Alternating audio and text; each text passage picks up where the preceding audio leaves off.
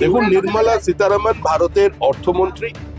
তিনি পশ্চিমবঙ্গের এই মুহূর্তের সরকারি এক্সচেকারের কি অবস্থা সেটা উনি জানেন, এবং আমাদের ভাড়ার যে শূন্য সেটা তো আর জানতে কারোর বাকি নেই। অতীতের যে সরকার ক্ষমতায় এসেছিল 2011 সালে, তাদের ঋণের পরিমাণ ছিল, তখন ঋণের পরিমাণ ছিল 1,92,000 কোটি টাকা স্টেট ডেট, যেটা 7 লক্ষ কোটি টাকা পেরিয়ে।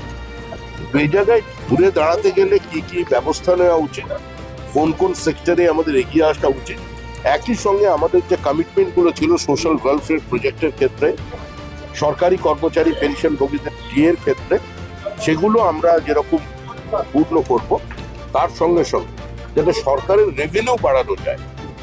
খেলা মেলা উৎসবের বাইরে বেরিয়েছে, সরকারের রেভিনিউ বাড়ানো যায়, সেদিকে রেভিনিউ বাড়ানোর অর্থ হলো হেভি ইন্ডাস্ট্রি নিয়ে আসা যাতে আমাদের রেভিনিউ বাড়ে।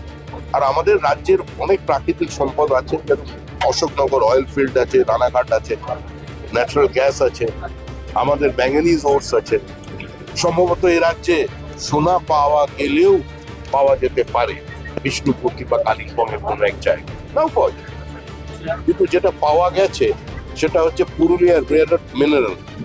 আমরা মুখ্যমন্ত্রীকে বলেছি বিষয়টার মধ্যে এখনই আসতে, এবং এটা যাতে নিলাম করলে রাজ্য যথেষ্ট অর্থনৈতিকভাবে লাভবান হবে। অশোকনগরে কমার্শিয়াল প্রোডাকশন শুরু হয়ে যাবার পরে প্রতি বছর 8,000 কোটি টাকার রেভিনিউ আসবে, এবং বিস্তীর্ণ অঞ্চলে যদি ইকোনমিক অ্যাক্টিভিটি শুরু হয়ে যায় তাহলে তার একটা ক্যাসকেডিং এফেক্ট হয়ে যাবে গোটা রাজ্যব্যাপী, এবং উইন্ডফল গেইনও থাকবে।